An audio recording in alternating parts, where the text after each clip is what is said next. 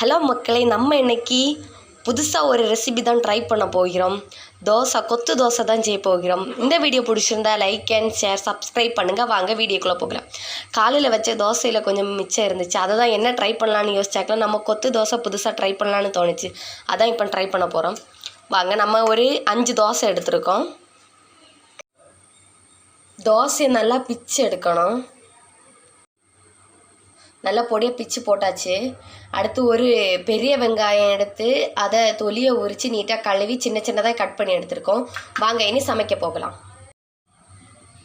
கடாய் வச்சு கடாய் காஞ்சதும் லைட்டாக ஆயில் ஊற்றி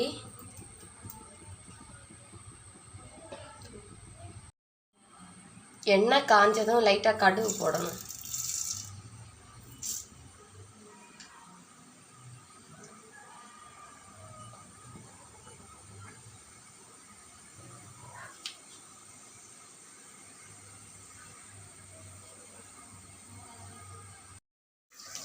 கடுகு போட்டதும் கருவேப்பிலை போடணும்.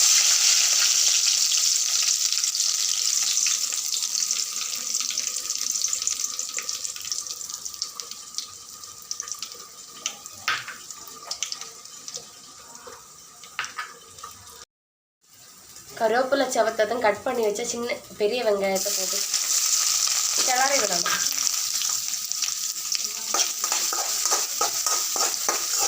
வெங்காயம் நல்லா செவக்க மட்டும் கிளறணும். வெங்காயம் செவத்த உடனே எண்ணெய் ஊற்றி எக்கை நல்லா வறுத்து எடுத்துருக்கோம். இந்த எக்கை செவத்த வெங்காயத்தை கூட போட்டு தட்டிக்கணும். நல்லா கிளறணும்.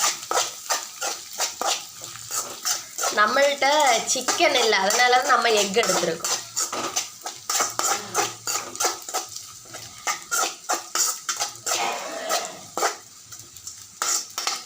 சிக்கன் இருந்ததுன்னா சிக்கன் கூட போட்டு செய்யலாம்.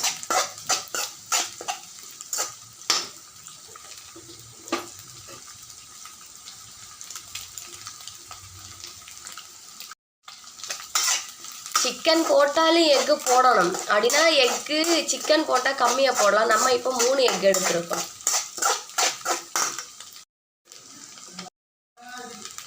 ஹாஃப் ஸ்பூனு கரம் மசாலா பொடி போடணும். ஒரு ஸ்பூனு மிளகாய் பொடி போடணும். 1/4 ஸ்பூனு மஞ்சள் பொடி போடணும்.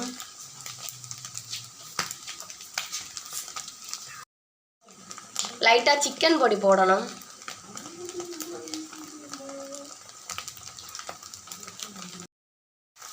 பொடி போட்டுட்டு கிளறி விடணும் நல்லா.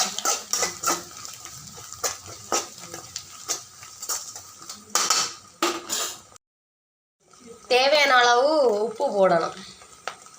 உப்பு போட்டு கிளறி விடணும். வந்துச்சு. இனி நம்ம பிச்சு வச்ச தோசையால போட்டு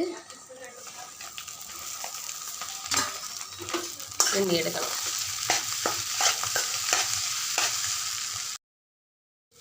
நம்ம கொத்து தோசை ரெடி ஃப்ரெண்ட்ஸ். வாங்க இதை இனி இறக்கி மாற்றி வைப்போம்.